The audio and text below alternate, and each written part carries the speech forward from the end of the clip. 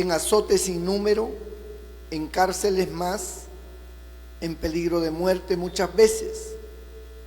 De los judíos 5 veces he recibido 40 azotes menos uno. 3 veces he sido azotado con varas, 1 vez apedreado, 3 veces he padecido naufragio, 1 noche y 1 día he estado como náufrago en alta mar. En camino muchas veces, en peligro de río, peligro de ladrones, peligro de los de mi nación, peligro de los gentiles, peligros en la ciudad, peligros en el desierto, peligros en el mar, peligros entre falsos hermanos, en trabajo y fatiga, en muchos desvelos, en hambre y sed, en muchos ayunos, en frío y en desnudez. Y además de otras cosas, lo que sobre mí se agolpa cada día, la preocupación por todas las iglesias. ¿Quién enferma y yo no enfermo? ¿A quién se le hace tropezar y yo no me indigno?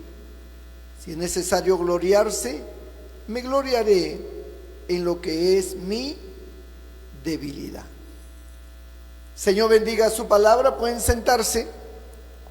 No deje de alabar, de glorificar al Señor. Gloria a Dios. Bueno, hablar del apóstol Pablo es hablar de un hombre cuya vida fue especial. Aun cuando no conocía al Señor, tuvo una vida especial, porque era un hombre que creció entre los judíos, siendo su padre romano, y tuvo las 2 nacionalidades, que para ese entonces ser romano era un privilegio. Había mucha gente que compraba la ciudadanía con mucho dinero, y aún así era muy difícil. Pero Pablo era ciudadano romano de nacimiento por su padre. Su madre era judía, por lo tanto era también de nacionalidad judía. Pertenecía a la tribu de Benjamín, una de las tribus más pequeñas que tuvo Israel, y creció con el conocimiento tanto romano como judío. Fue educado a los pies de Gamaliel, un hombre muy preparado en la teología, un gran maestro de las escrituras de aquel entonces. No solamente Gamaliel era un hombre conocedor de las escrituras, sino era un hombre que interpretaba, porque son 2 cosas muy distintas. Una cosa es el conocimiento de las escrituras y otra cosa es la interpretación de las escrituras, porque habían profecías, habían cosas que había que interpretarlas, y para ello se requerían 2 cosas. Se requería estar sumido en la presencia de Dios y al mismo tiempo tener la revelación de Dios para poder interpretar, tener mucho conocimiento de la palabra. Así que Gamaliel era reconocido por estos 2 aspectos: un hombre conocedor y al mismo tiempo intérprete de lo que era la ley, de lo que era la palabra del Señor. Y Saulo, que así se llamaba Pablo anteriormente, porque luego su nombre fue cambiado, pero él se llamaba Saulo.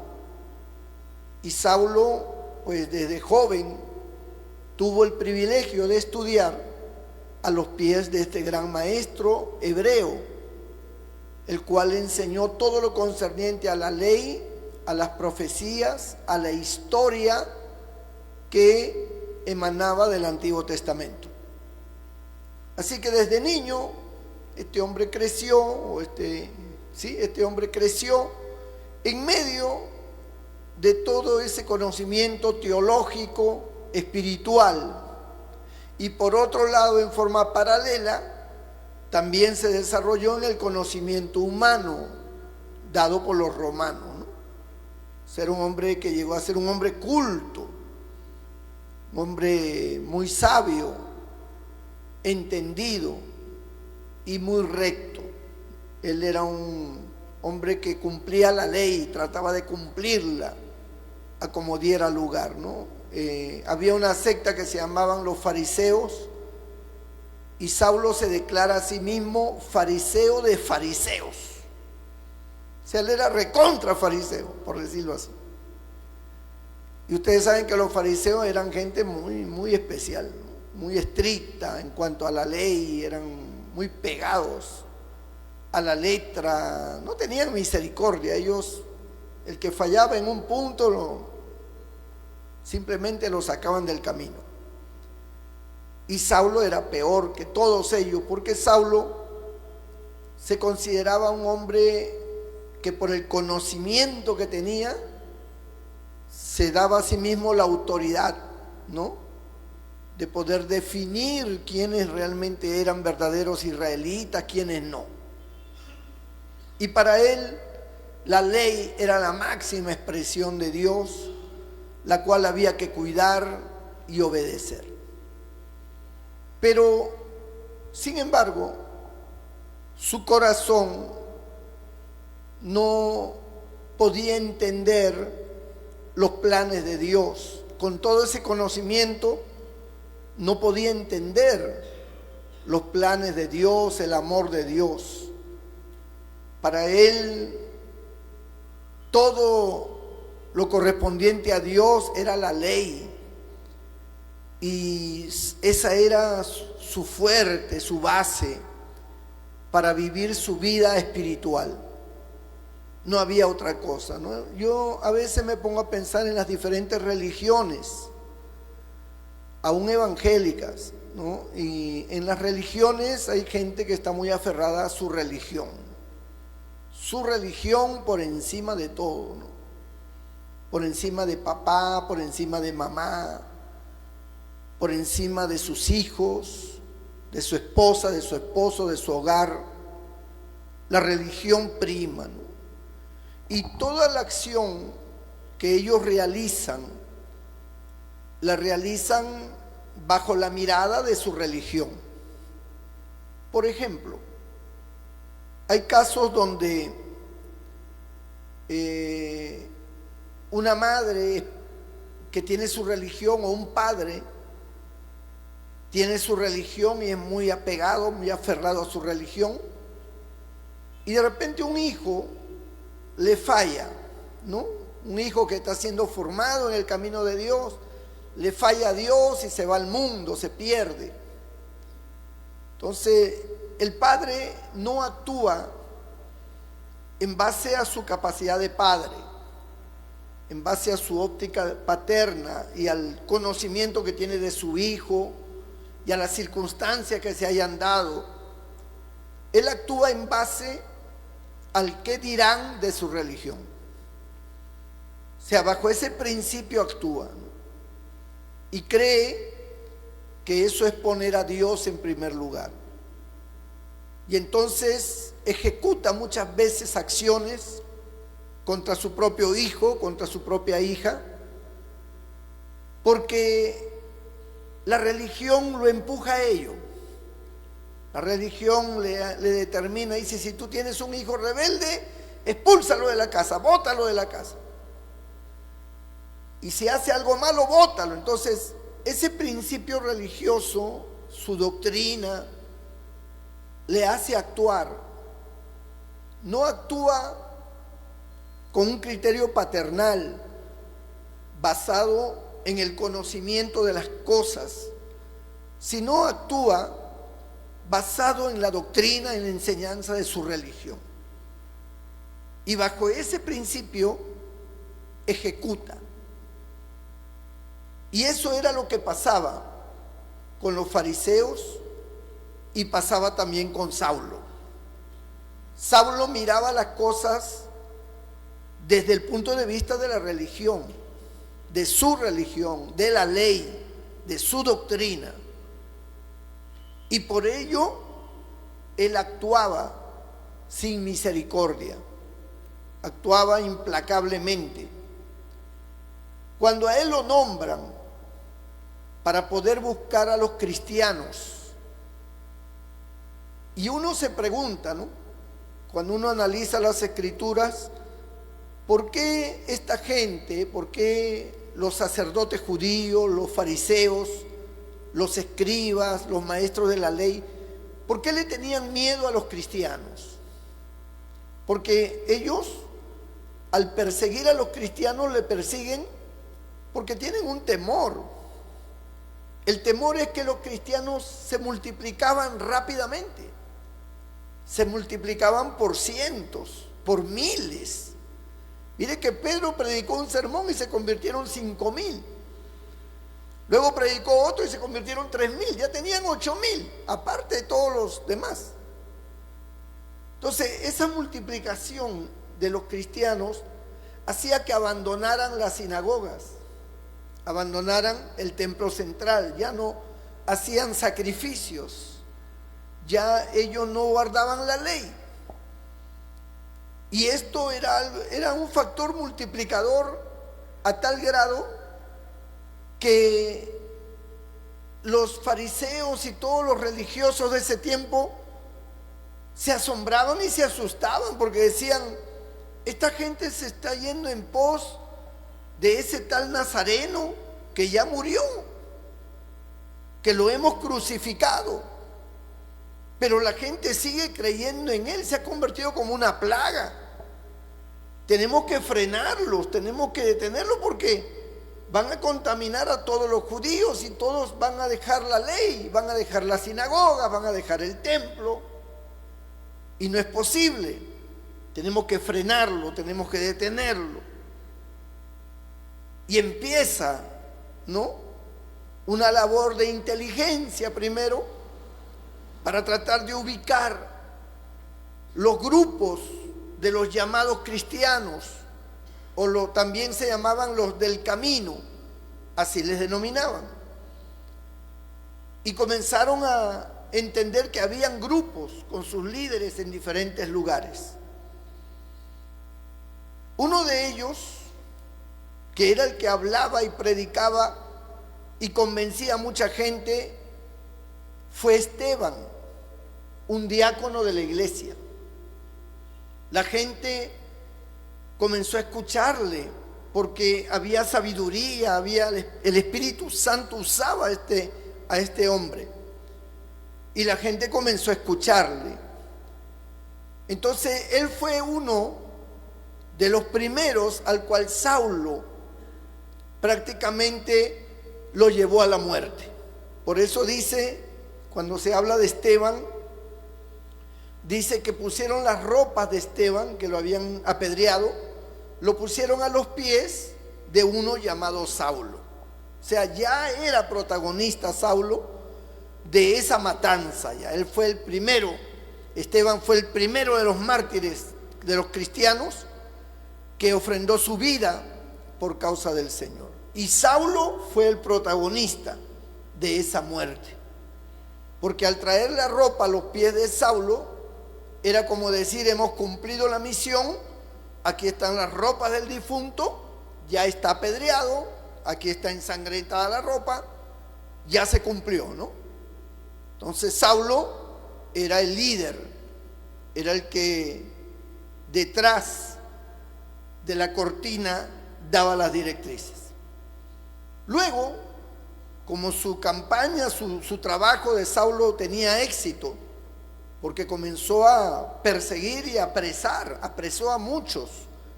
Y cuando él da su testimonio, él declara y dice: yo perseguí a la iglesia del Señor. Yo arrastraba, dice, hombres y mujeres. Cuando dice yo arrastraba, está refiriendo que era una acción pública, que por las calles arrastraban a hombres y mujeres cristianos que los habían agarrado y reconocido como cristianos. Una de las preguntas letales que ellos hacían a los judíos era: ¿eres cristiano? Y esa pregunta ponía en jaque, porque los cristianos no podían negar su fe. Entonces los tomaban presos luego que los exhibían públicamente y los arrastraban por las calles y la gente con piedras y maldiciéndole y una serie de cosas, los llevaban a un centro de tortura y ahí los torturaban, les quitaban las uñas, los despellejaban vivos, algunos les cosían los ojos, les cortaban la lengua o sus dedos se los trituraban para que declarasen dónde estaban los líderes cristianos, dónde se reunían, quiénes eran, queremos nombres. Y como ellos no hablaban, comenzaba la tortura. A veces nosotros pensamos que la persecución de la iglesia era una cosa que los perseguían, como perseguir a un ladrón. No, una vez que los agarraban eran torturados de una forma terrible. Tanto así que el mismo Pablo declara diciendo que él los hacía blasfemar. O sea, ¿cómo habrá sido la tortura? ¿Cómo habrá sido el dolor tan terrible que sintieron estos cristianos que tuvieron que blasfemar a Cristo, blasfemar de Cristo para que ya no los siguieran torturando o para que ya no torturaran a su hijo o a su esposa o a su esposo o a su padre, porque los torturaban delante de la familia para que hablaran? Entonces el dolor era tan terrible, tan grande, que ellos blasfemaban para que ya los dejaran en paz. Y para Saulo era una especie de victoria. Para él era como un triunfo conseguir que blasfemaran de Cristo y que abandonaran la fe, porque él sabía que una persona que blasfemaba de Cristo era como quedar traumado para toda su vida, ¿no? Sentirse miserable. ¿Cómo fue que yo pude irme en contra de mi Dios, en contra de mi fe? Es como que a usted le obliguen a blasfemar contra Cristo y que usted blasfeme. Usted se sentiría el más miserable. Mire que Pedro lo negó y se sintió el más miserable. Ahora imagínese blasfemar. Entonces, amados hermanos, estas acciones le fueron dando a Saulo una imagen, una importancia y una fama de ser un hombre efectivo en sus persecuciones. O sea, este hombre no era cualquier perseguidor, este iba directo, atrapaba a los creyentes. Y su fama se extendió como un hombre cruel, como un hombre malo, un hombre que tenía poder, pero era un poder que actuaba con crueldad. Bendito sea el Señor, ¿no?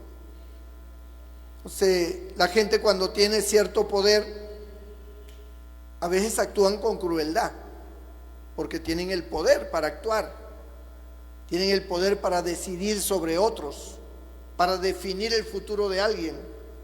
Como tienen el poder, ellos se jactan de ese poder y actúan muchas veces cruelmente, porque tienen ese poder. Y eso les da una fama. La gente les comienza a tener miedo. No los respetan, no lo aman, pero sí le tienen miedo, porque saben que tiene poder para actuar cruelmente y ha demostrado su crueldad. Entonces la gente le tiene temor, ¿no? Entonces hay organizaciones donde los líderes son crueles, ¿no? A cualquier motivo te botan, te separan, te desechan. Y eso lo ve la iglesia y la iglesia tiene temor. La iglesia no lo respeta, no lo ama, tiene temor, tiene miedo de que también le vaya a pasar lo mismo. Y aunque vean la injusticia, aunque vean que está mal, no se atreven a decir nada porque tienen miedo. Es la crueldad por el poder que ejercen religiosamente. Este Saulo era una representación de esa maquinaria de muerte, porque Saulo no era un hombre que expulsaba a alguien, era un hombre que mataba. Él mataba, él torturaba. Había gente que moría en las cámaras de tortura, morían de dolor, morían. Les daba un paro cardíaco de tanto dolor, tanto sufrimiento. Se morían. Y a él no le importaba, le daba igual. Él lo que quería era nombres. Él lo que quería era seguir capturando y seguir trayendo más gente, porque eso es lo que le habían encomendado. Tanto así que él había copado Israel. Y ahora el sumo sacerdote, los principales de la religión judaica, le comenzaron a otorgar poderes para ya no solamente perseguir a los creyentes dentro del territorio de Israel, sino fuera de Israel. Esos poderes le daban acceso a entrar a zonas que no le estaban consentidas, pero como eran poderes asociados con los romanos, pues se le entregaba y era como una carta, algo que les decía a ellos: tengo potestad, tengo autoridad para entrar a este territorio y capturar a todos los que son cristianos. Y él entraba, ¿no? Y es allí, después de mucho tiempo, porque no es que Saulo se convirtió ahí nomás, pasaron años de persecución y todos estaban contentos con él. La cúpula del Sanedrín, los fariseos, los sacerdotes, el sumo sacerdote, todos estaban felices con Saulo porque Saulo era efectivo. Había capturado un montón de creyentes. Dios salvaguardaba a los apóstoles. De una u otra forma los guardaba. Ellos eran hombres al cual Dios protegía de una manera muy especial. Por eso es que Saulo nunca pudo llegar a donde estaban los apóstoles. Pero un día se enteró de que en Damasco había un grupo de creyentes que eran importantes, y recibió las cartas, los poderes para ir allá y capturar a esos creyentes. Y yendo de camino es donde el Señor interviene ya, porque el Señor ve el sufrimiento de sus hijos, ve también el dolor y las oraciones y el clamor de ellos, ¿no? Mire este hombre lo que nos está haciendo. Mira cuántos han muerto, mira cuánto sufrimiento. Hay otros en las cárceles. No sabemos si están vivos o no, porque en las cárceles no se sabía. Nadie iba de visita. No podían ir ni de visita porque los tomaban presos. O sea, sus familiares, sus seres queridos, hermanos en la fe, se podrían en la cárcel. Y ellos clamaban y oraban. Dios pudo haber matado a Saulo. Dios pudo haber intervenido y hecho que Saulo terminara mal, o le viniera una enfermedad, o qué sé yo, ¿no? O una fiera, o lo mordiera una serpiente, cualquier cosa. Pero sin embargo, Dios decidió salvarlo, porque Saulo, como él mismo lo testifica, dice que él perseguía a la iglesia, pero lo hacía por ignorancia y por incredulidad. O sea, él entendía que su persecución y toda esa ira desatada contra los cristianos no lo hacía porque él les tuviera un odio, sino por ignorancia. O sea, él pensaba que estaba haciendo bien a Dios. Él entendía que era un justiciero, que era como la espada de Dios, la espada de Jehová, y que lo que él hacía agradaba a Dios. Eso es lo que él entendía, pero estaba totalmente oscurecido en su mente. El conocimiento de las Escrituras no le había abierto los ojos espirituales. Todo era una cuestión mental, de puro conocimiento, pero no había una revelación espiritual. Entonces, cuando él está de camino, el Señor lo intercepta. Y de repente una luz desciende sobre él y sobre todos los que iban con él, porque eran un grupo grande que iban a caballo hacia la ciudad de Damasco. Iban soldados, iba él, iban otros más. Y al caer la luz, los caballos ¡bum!, brincaron por la luz. Era una luz tan centellante que lo dejó ciego a Saulo. Y ante el relinche y el brinco de los caballos, él cae del caballo y ¡pum!, con el rostro en tierra, cae de cara hacia la tierra.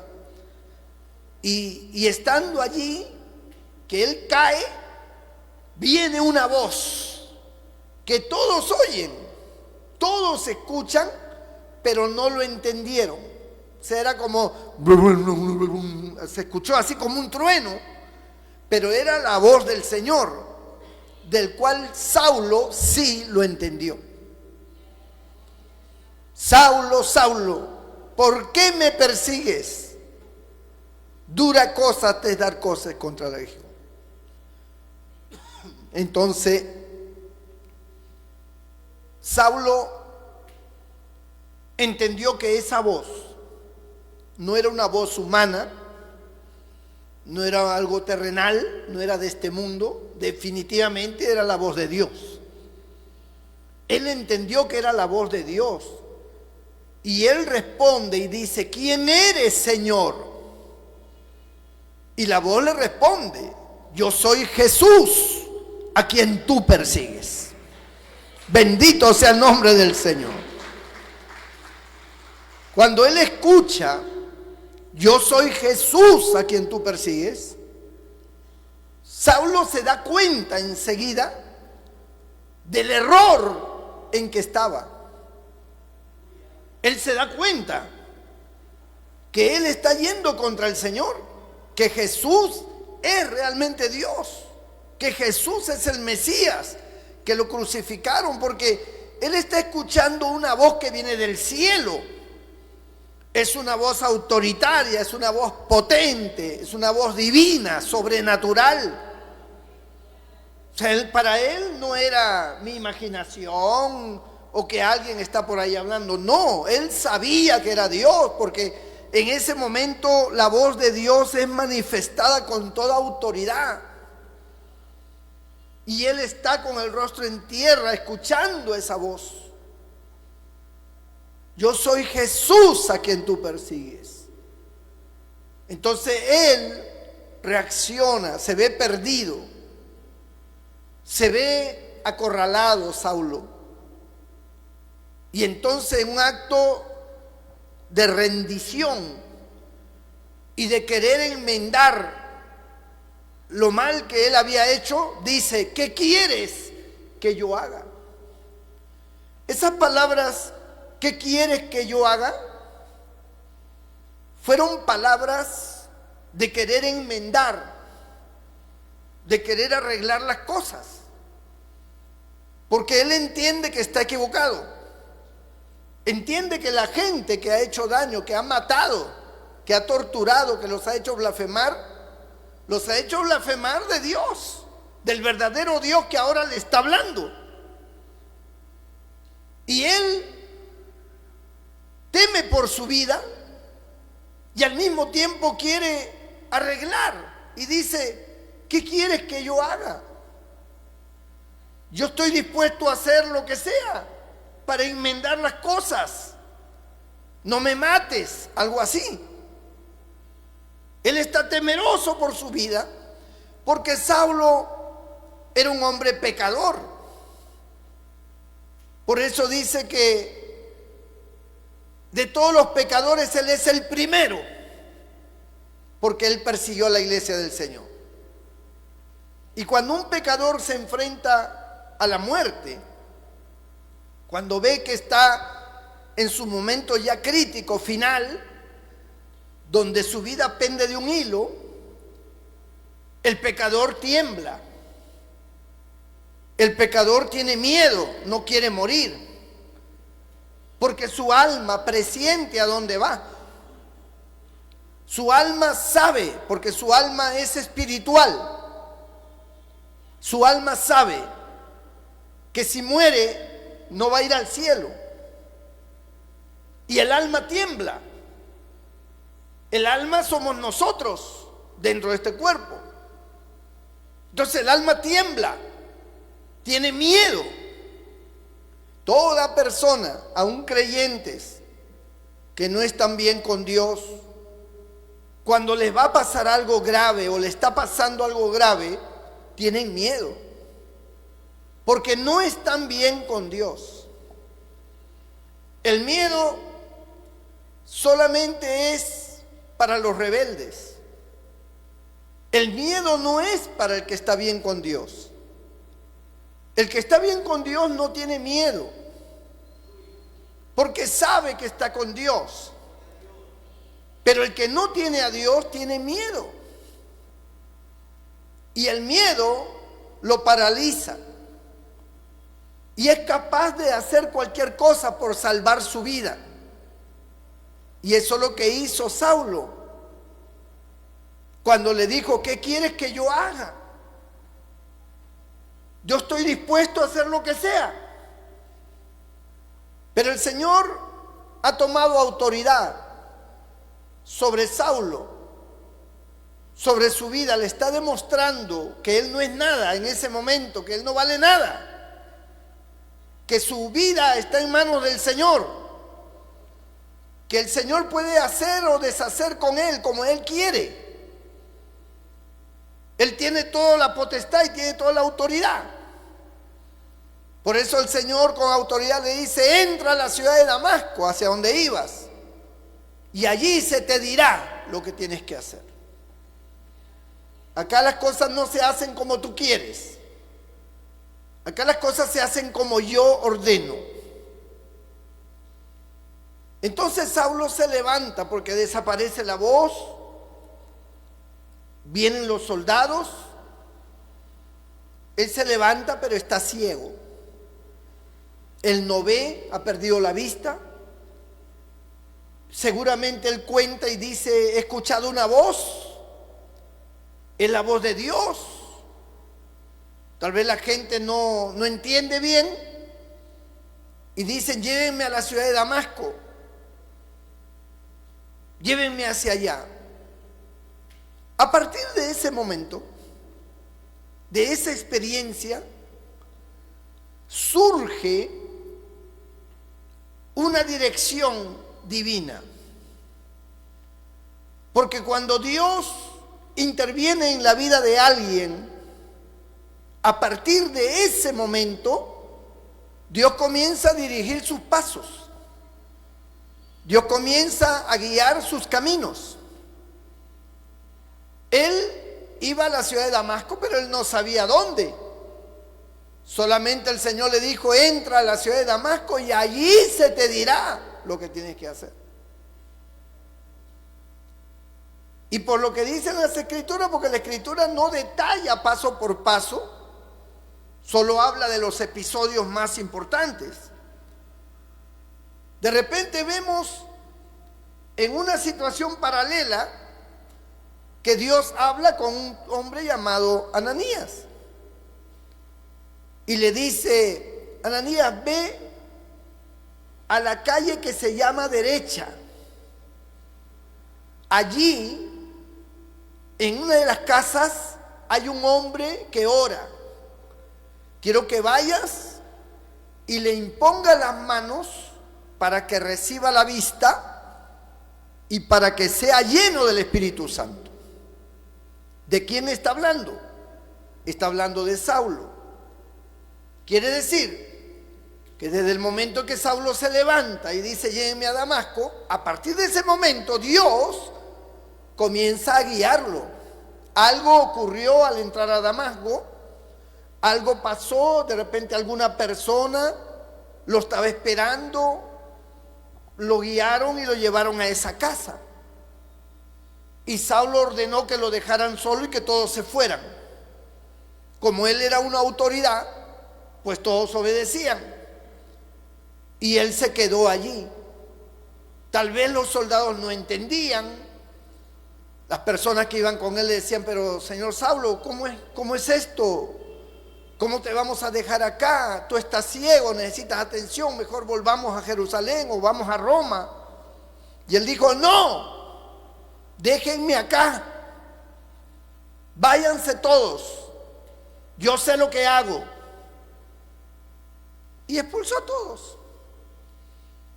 Y él se quedó en esa casa y comenzó a orar.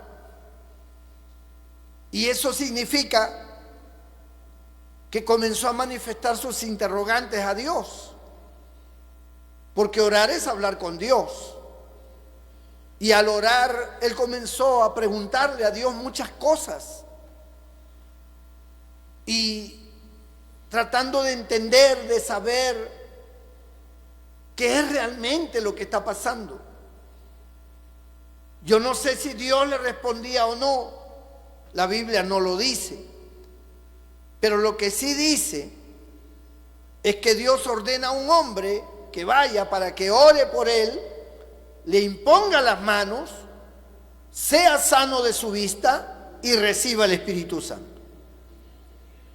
Este hombre le responde a Dios y le dice, Señor, yo he oído de este hombre llamado Saulo, de cuántas cosas terribles ha hecho contra los cristianos, contra la iglesia. Él es un perseguidor, porque la fama de Saulo era grande por su crueldad. Pero el Señor le dice, tranquilo, porque yo le enseñaré a él cuán grande es sufrir por mi causa. Así que Ananías, un poco más consolado ya, porque Ananías no quería orar por él, y podemos darnos cuenta de cómo es el corazón de Dios y cómo es el corazón del hombre. Este hombre, a pesar de ser un hombre de Dios, lleno del Espíritu Santo, no quería orar por Saulo. Él estaba inquieto porque él sabía quién era. Y para él lo mejor era que se muriera. Pero el Señor le dijo, no, instrumento escogido me es este. Así que ve, ora por él, haz lo que te digo. Y este hombre fue, llegó a aquella casa, lo vio a Saulo, que estaba ciego, y le dijo, hermano Saulo, el Señor me ha enviado para que seas sanado de tu vista y para que seas lleno del Espíritu Santo y seas un proclamador de su palabra. Gloria a Dios, hermano.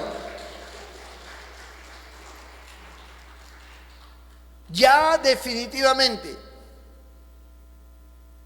todo cambió en la vida de Saulo.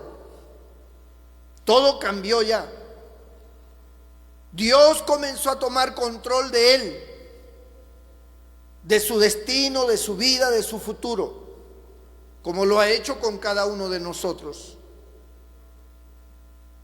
Y a partir de ese momento, Saulo ya no era, o mejor dicho, ya no podía ser el Saulo de siempre. Saulo tenía que cambiar. Saulo tenía que ser otra persona ya, con una forma de vida diferente a la que había llevado. Es lo que ha pasado con todos.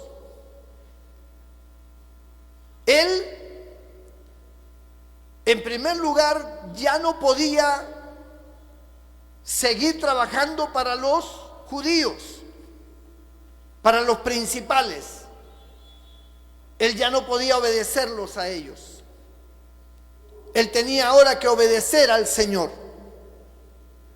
Ahora, ese principio era fuerte, porque todo su trabajo, todo su estatus estaba basado en eso.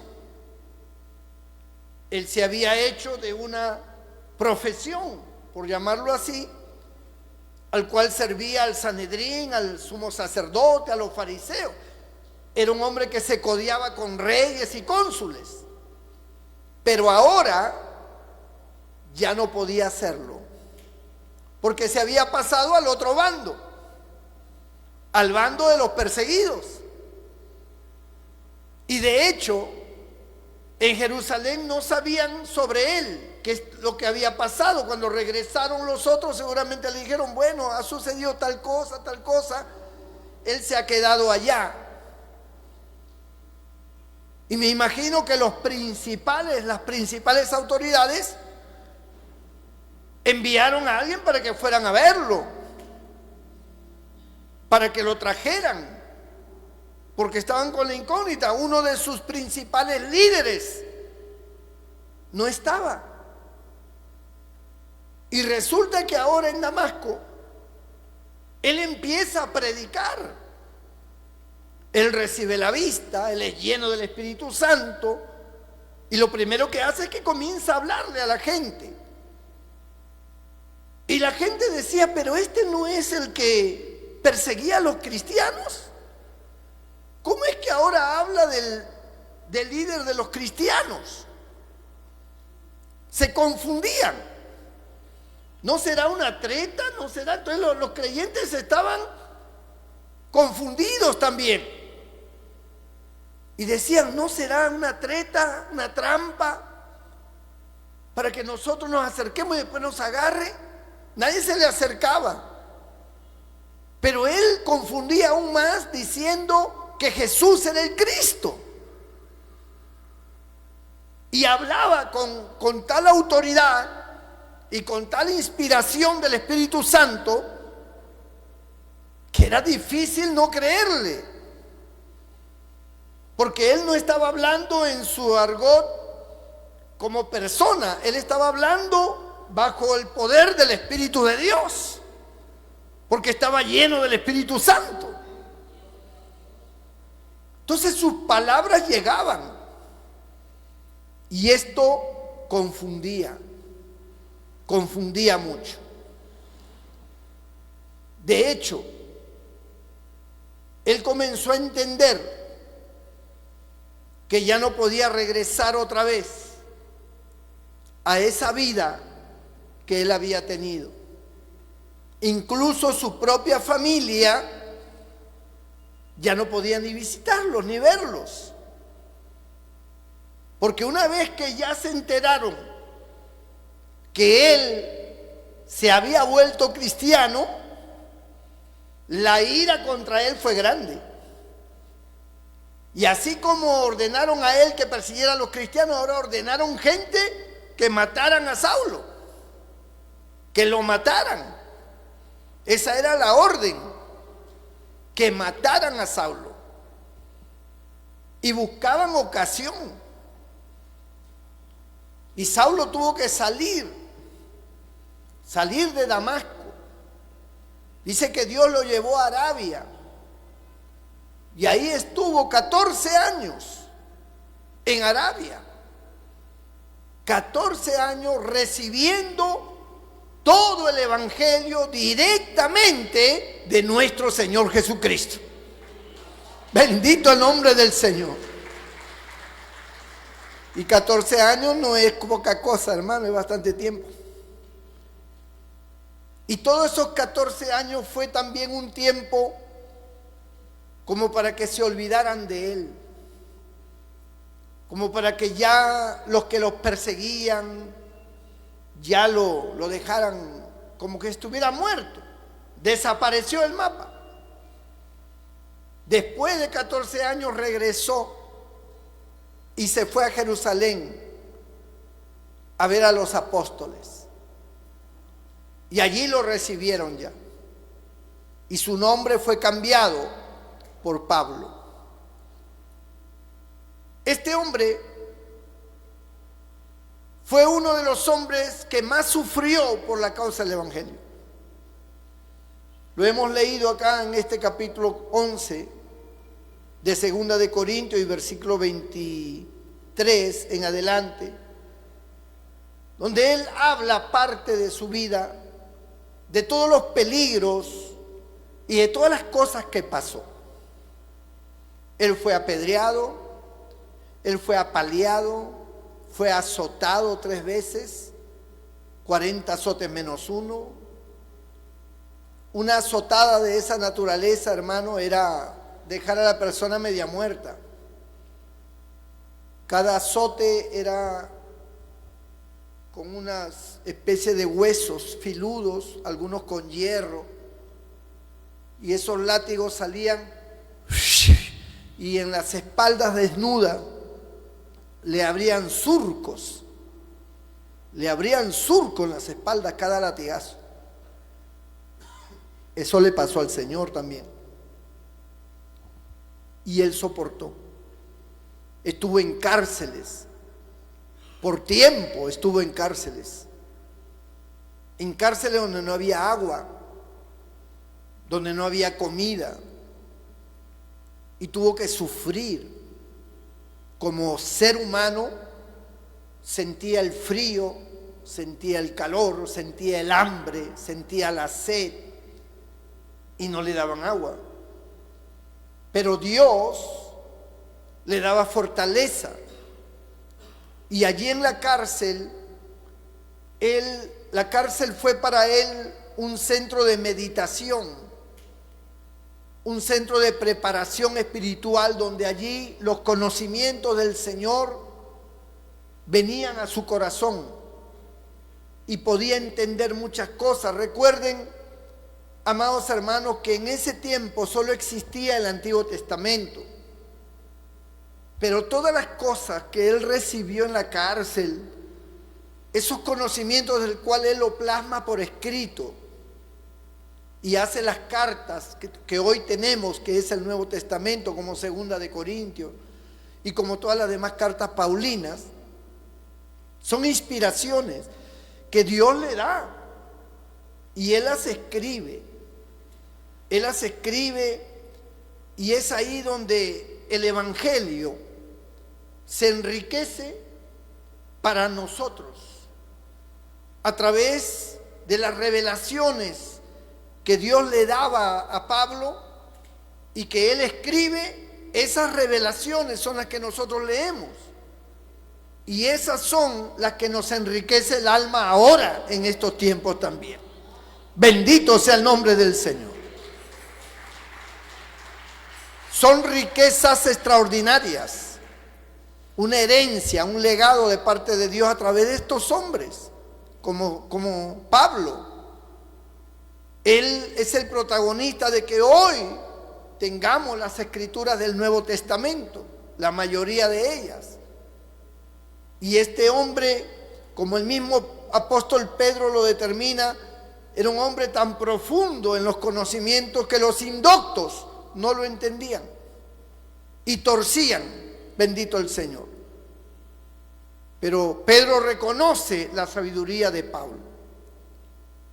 Entonces, él atravesó por una serie de peripecias, de situaciones terribles, de naufragios, de cárceles, de hambre, de ayunos forzados, ayunos también hechos por él, vigilias y cuantas cosas él hacía, porque su vida, como lo dijo el Señor, yo le enseñaré cuán terrible es sufrir por mi causa. Y él sufrió.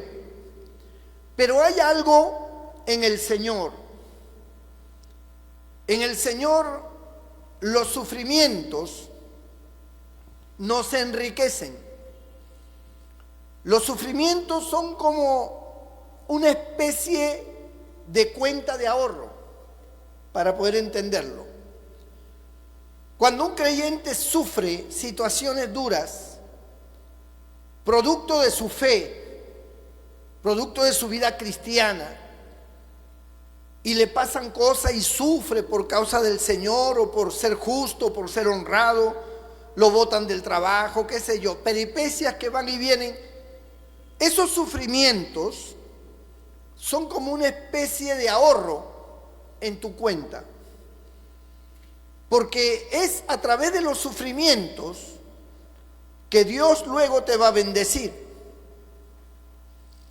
Dios responde al sufrimiento. Por eso dice la Escritura cuando habla de nuestro Señor Jesucristo en Filipenses capítulo 2, dice que Él se humilló hasta lo sumo. Y por esa razón Dios lo exaltó hasta lo sumo. Y le dio un nombre que es sobre todo nombre. Bendito nombre del Señor. Muy bien. Tú sufres hasta lo sumo vas a ser exaltado. Tú sufres un poco. Está en la dependencia de tu humillación, de tu entrega, de tu sacrificio, lo cual eres exaltado. Nosotros nos quejamos porque no entendemos. Nosotros decimos, yo no quiero sufrir, yo no quiero estar padeciendo. ¿Por qué yo tengo que padecer hambre? ¿Por qué yo tengo que padecer estas cosas? ¿Por qué hablan mal de mí? ¿Por qué me difaman? ¿Por qué a mí me dejan de lado? ¿Por qué a mí no me quieren? ¿Por qué esto? O sea, nosotros nos quejamos de esos sufrimientos, de esas cosas que nos producen dolor. Pero no nos damos cuenta que esas cosas son las que nos van a traer el favor de Dios. Esas cosas son las que van a hacer que Dios nos exalte. En el Antiguo Testamento los hombres de Dios lo sabían. El mismo rey David, cuando a él alguien lo difamaba, como el caso de Simei, que le decía de todo, y los soldados quisieron decirle, dar la orden para matar a ese perro muerto. Y David le dijo, no. Tal vez Dios le está permitiendo decir esas cosas para que Dios luego tenga misericordia de mí. ¿Se dan cuenta? Lo mismo le dijo la mujer de Nabal: no mates a estos hombres, porque tú vas a ser el rey. Y cuando tú seas rey, entonces esto va a quedar como una mancha para ti. Eso no va a ser agradable. Y ella le impidió a David matar a esos hombres de la casa de Nabal. Y eso fue una bendición para él, porque él afrontó el sufrimiento. Sus hombres tenían hambre, los hombres tenían familia, todo, y no había que comer. Y cuando le pidió a Nabal, Nabal no le quiso dar. Y él dijo, pues los voy a matar a todos. Fue un arranque de furia, pero esa mujer le hizo entender que así no funcionan las cosas. Tú puedes actuar, tú puedes reaccionar, pero así no funcionan las cosas. Uno tiene que aceptar las cosas. Job lo entendió. Cuando su mujer le dijo, maldice a Dios y muérete. Como una de las mujeres fatuas has hablado, como una mujer ignorante. ¿Qué? ¿Recibiremos de Dios solamente el bien y el mal no recibiremos? Ciertamente el mal también recibiremos, dijo Job. Bendito sea el Señor. Pablo lo dice más adelante también. Él dice, en todo y para todo estoy preparado. Estoy preparado para tener abundancia y estoy preparado para pasar necesidad.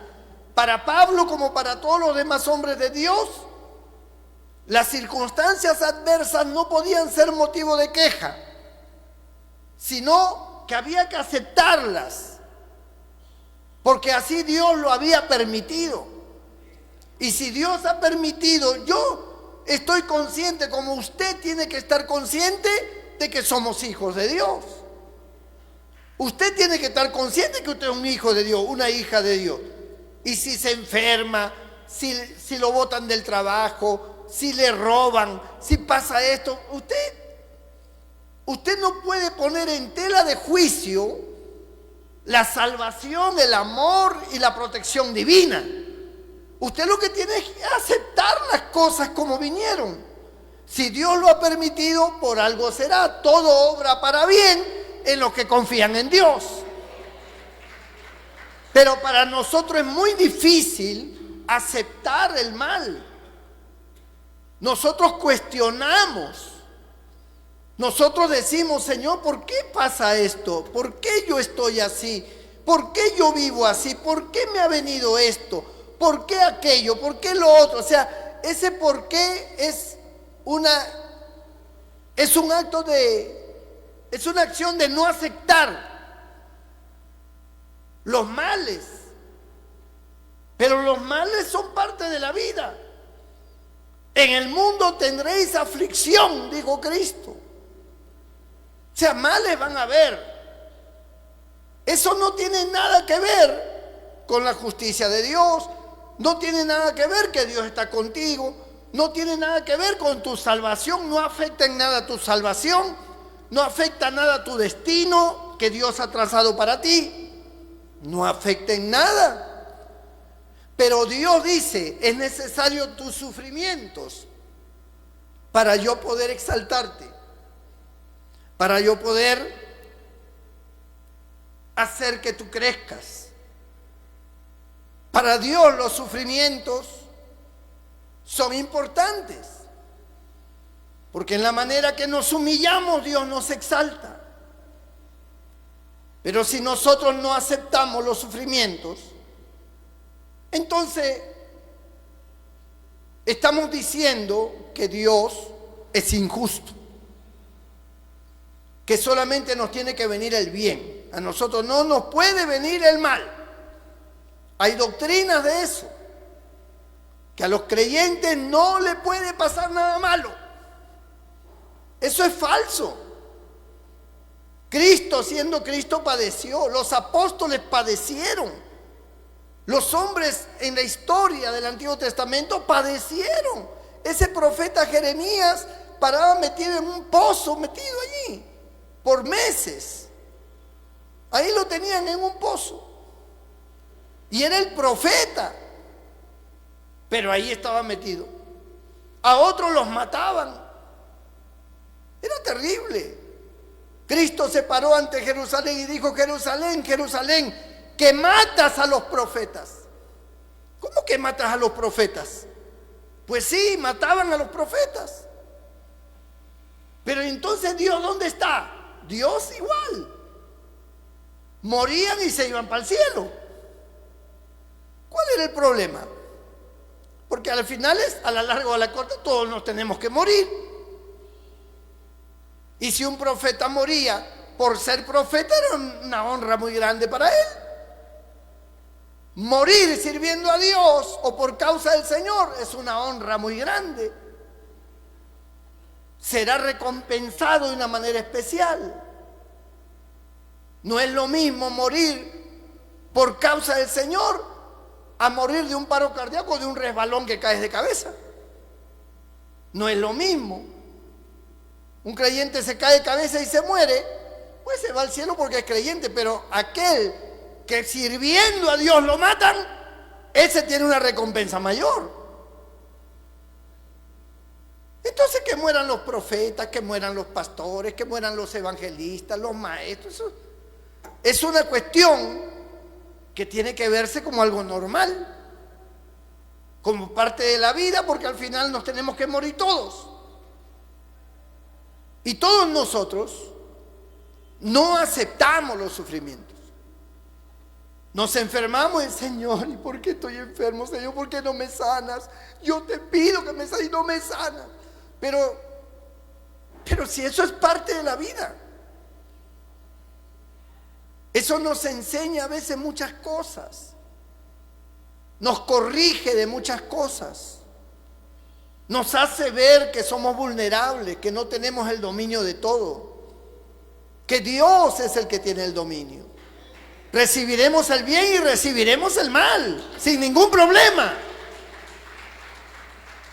Y si hay que sufrir, hay que sufrir. ¿Qué se puede hacer? Seguimos adorando y sirviendo a Dios. Algunos dicen: yo ya no quiero ir a la iglesia porque allí hablan de mí, ahí me dicen cosas. bienaventurado eres. El Señor dijo, bienaventurado sois cuando por mi causa os difamen o digan toda clase de mal contra vosotros mintiendo, porque así persiguieron a los profetas antiguamente. Bienaventurados sois. O sea, ¿por qué tienes tú que abandonar un camino tan lindo, tan hermoso con el Señor? Porque fulano mengano sotano dice cosas. Que diga lo que quiera. Al final los que dicen van a tener su recompensa. Así será, Dios tratará con ellos, como trató con Saulo también. ¿Qué podemos hacer? Bendito el Señor. Pablo lo entendió. Y Pablo afrontó los sufrimientos. Y una de las cosas que más le dolía a Pablo, dice el verso 26, en camino muchas veces en peligros de ríos, peligros de ladrones, peligros de los de mi nación, peligros de los gentiles, peligros en la ciudad, peligros en el desierto, peligros en el mar, peligros entre falsos hermanos, en trabajo y fatiga, en muchos desvelos, en hambre y sed, en muchos ayunos, en frío y en desnudez.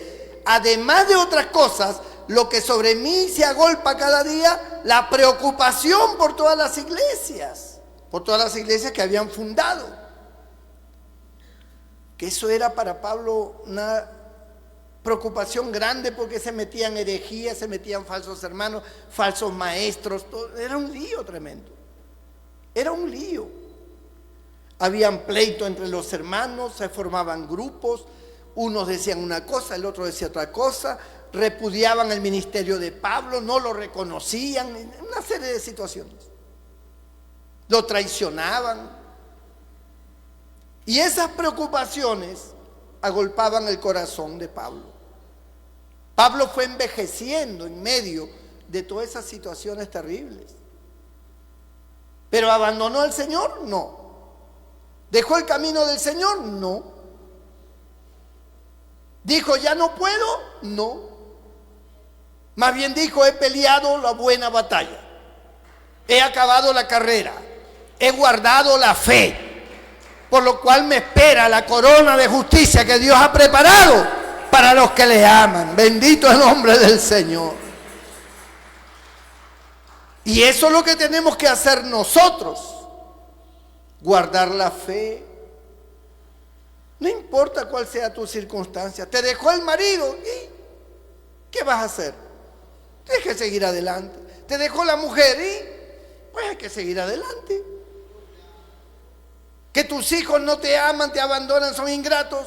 Pues el Señor te ama, aunque tu padre y tu madre te abandonen, con todo Él te recogerá. O sea, la fe nuestra decisión de servicio al Señor no tiene nada que ver con los vínculos que nosotros tengamos, con la ingratitud de la gente, con la traición de la gente, con el desamor, con una serie de factores. No tiene nada que ver. Nadie puede quitar tu fe. Nadie puede quitar tus convicciones cristianas. Tiempos buenos, gloria a Dios. Tiempos malos, gloria a Dios. Así es. Hoy tenemos, gloria a Dios. Mañana no tenemos, gloria a Dios igual. No puede haber desánimos. No puede haber confusión. Pablo jamás se acobardó. Jamás abandonó. Pablo persistió. Y mire que le hacían cosas terribles, pero mantuvo su fe, mantuvo el camino, honró a Dios hasta el final. Y me imagino que ahora tiene un sitio tan especial que Dios ha separado para él, porque así tiene que ser. Nosotros tenemos un lugar en el cual tenemos que estar el día que nos toque estar. Pero ese lugar nos lo da Dios en base a la fidelidad, al sacrificio, a la perseverancia y al amor que le tenemos a Él. Son recompensas que tendremos, independientemente de la salvación de nuestra alma, que eso está asegurada, eso está allí. Pero independientemente de eso, es la vida que tú has llevado en el camino del Señor, la forma en que tú has sufrido por Él. Toda tu familia inconversa te hicieron la vida de cuadritos porque tú eres cristiano, porque tú eres cristiana. El marido te dejó porque tú eres cristiana. Te dejó porque tú eres cristiano. Se burlaron de ti, tu propia madre, tus propios hermanos, se burlaron. Te dijeron tantas cosas, te desheredaron. Tuviste tantos problemas y tanto sufrimiento, pero fue por causa de tu fe. No es porque tú fueras una mala persona, no es porque tú le robaste, no es porque tú actuaste mal, es simplemente por tu fe. A ellos no les gusta tu fe. Te botaron del trabajo por tu fe. Y eso te ha traído consecuencias porque te has quedado sin dinero, has tenido que padecer hambre, has tenido que padecer necesidad. Y en medio de todo has venido a la iglesia, has alabado a Dios, has orado, has ayunado. Entonces Dios recompensa todo ese sacrificio, hermano. Lo recompensa porque Dios te ve desde los cielos. Él te ve, pero Él nunca te va a desamparar. Él siempre va a estar ahí diciendo: no te preocupes, acá te voy a ayudar, aquí no estás solo. Pero es necesario que padezca, es necesario que tú entiendas que a través de diferentes tribulaciones alcancemos el reino de los cielos. Es necesario, es necesario. Así que, hermanos, para nosotros la vida de Pablo es un ejemplo a seguir. Nosotros no somos de los que retrocedemos, sino de los que tenemos fe, de los que perseveramos. Yo no puedo entender a la gente cómo es que abandonan la iglesia tan fácilmente. Tienen un problema con alguien, abandonan la iglesia. Pelearon con el enamorado, el novio, el marinovio, abandonan. Tuvieron un problema con el marido, abandonan. O sea, ¿qué tiene que ver una cosa con la otra? ¿Qué tiene que ver tus problemas secundarios con las cosas del Señor? No tienen nada que ver. Yo sigo sirviendo a Dios. Mis problemas con las otras personas las arreglaré, pero eso no tiene nada que ver con mi fe. Mi fe tiene que ser perseverante. Tiene que ser, hermano, estable. Bendito sea el nombre del Señor. Gloria a Dios. Porque si no, entonces nadie sería cristiano. Pero es tu perseverancia lo que demuestra tu fe. Como dijo el apóstol Santiago, tú dices que tienes fe, pues demuéstrame tu fe por tus obras. ¿No? Demuéstrame. Si tienes fe, tienes que tener obras. Demuéstralas. Y tu obra es la perseverancia. La perseverancia en el camino del Señor. Por eso esta noche ríndete al Señor. Esta noche dile al Señor: Señor, yo estoy en tus manos. Tú me salvaste, tú me rescataste, yo soy tuyo. Las cosas malas que vienen a mi vida las aceptaré, así como vienen. Tú te encargarás de eso. Tú dices: echa sobre mí tu carga y yo te sustentaré. Tú te harás cargo. El Señor dice: venid a mí los trabajados y cargados. ¿Cuántas veces usted habrá llegado un momento en que se habrá sentido tan cansado por el trabajo que tiene, años de años trabajando y trabajando y trabajando, y nadie ni siquiera le agradece. Y usted se siente cansado ya. Pero el Señor dice: venid a mí los que estáis trabajados, los que estáis cargados, yo te haré descansar. Yo fortaleceré tu alma, fortaleceré tu fe, y tú seguirás con nuevas fuerzas hacia adelante. Bendito el Señor. Inclina tu rostro y cierra tus ojos allí donde estás. Gloria a Dios.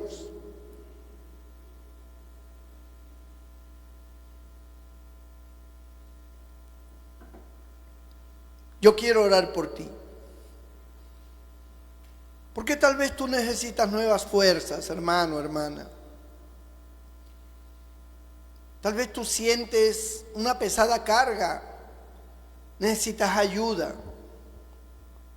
Déjame orar por ti. ¿Por qué no pasas aquí delante para hacer una oración por ti?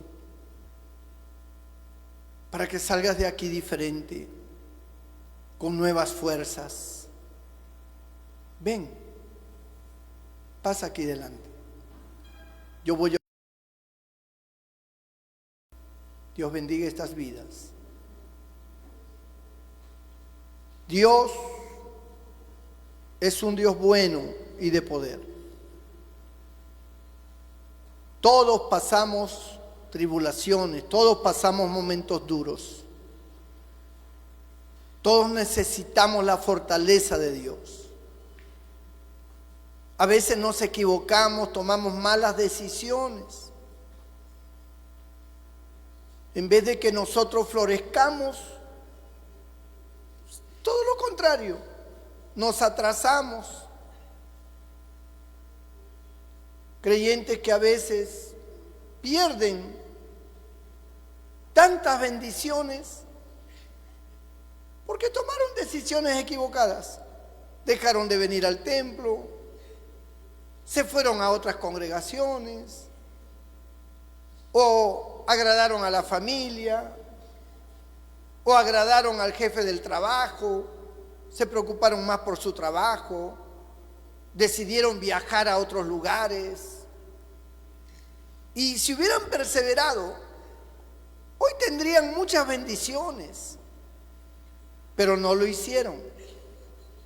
Tomaron decisiones, tomaron rumbos, muchas veces equivocados.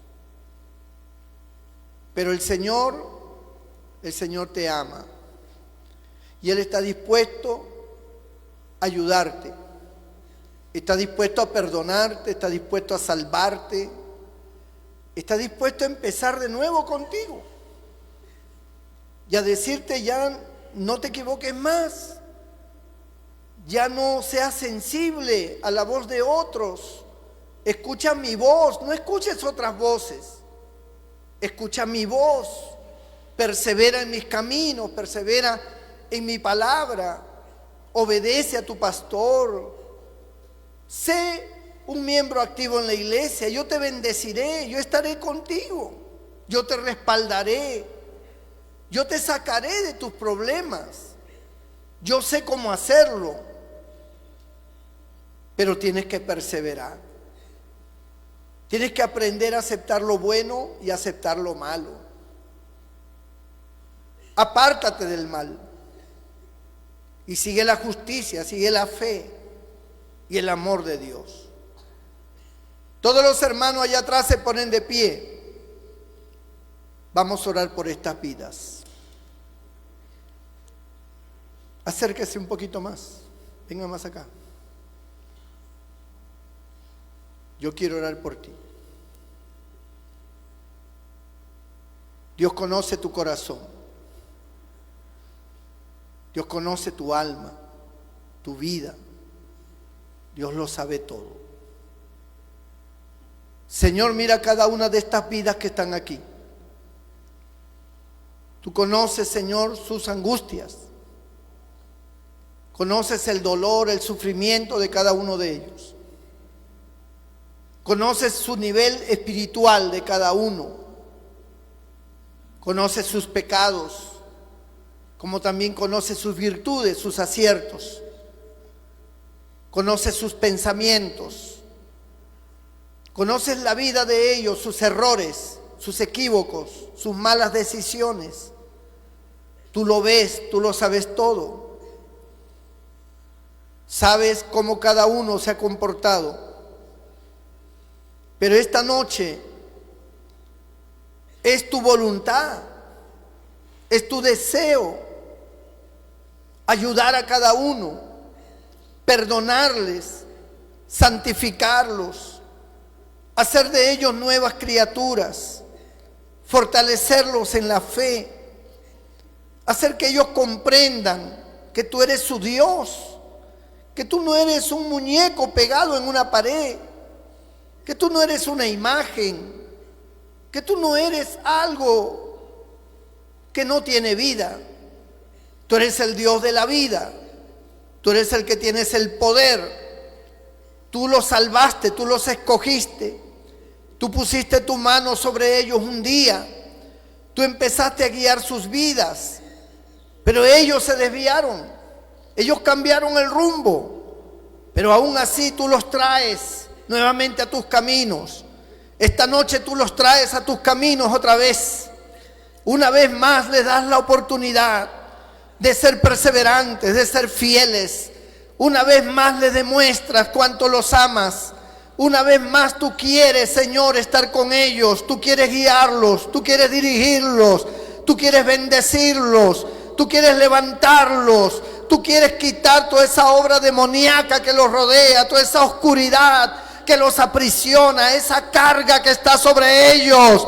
Tú las quitas de sus vidas, Señor, porque tú eres el Dios omnipotente, el todopoderoso, el que todo lo puede, el que todo lo sabe, y no hay diablo, no hay demonio que pueda oponerse a tu voluntad, que pueda oponerse a tu poder. Yo ato todo poder demoníaco, ato todo poder satánico en la vida de cada uno de ellos. Echo fuera en el nombre de Jesús todo espíritu malo, todo espíritu inmundo. Echo fuera ahora en el nombre de Jesucristo. Señor, que tu bendición venga sobre ellos, que la sangre de Cristo los limpie, los santifique, sean hechos nuevas criaturas. Fortalécelos, llénalos, Señor, de tu presencia, llénalos de tu gracia.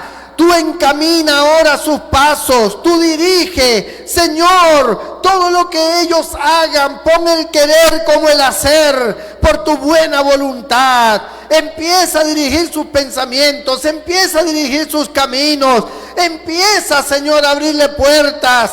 Demuéstrales lo grande que tú eres, lo hermoso que tú eres, Señor.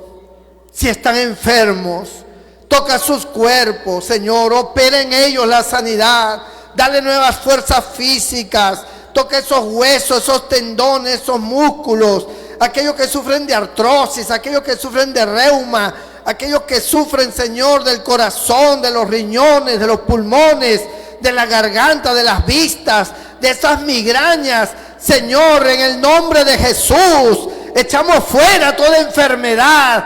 Tú eres nuestro sanador, por tus llagas fuimos nosotros curados, Señor. Pon tu mano sobre cada uno de tus hijos ahora. Sánalos para la gloria de tu nombre. Y bendícelos, Señor. Bendícelos, Padre. Abre la ventana de los cielos. Que ellos te conozcan a ti, el único Dios verdadero, y a Jesucristo, nuestro Señor y Salvador, a quien tú has enviado.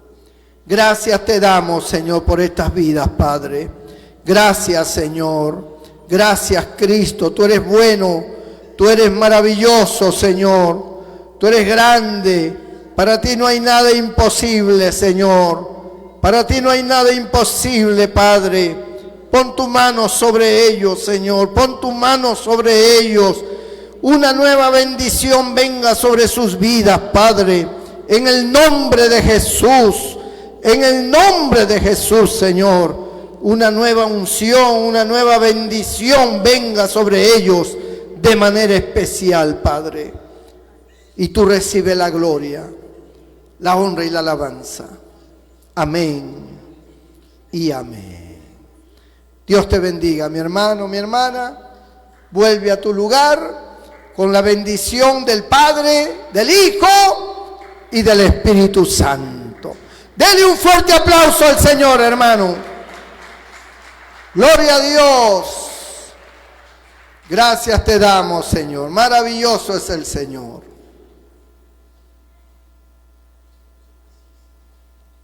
Antes de ir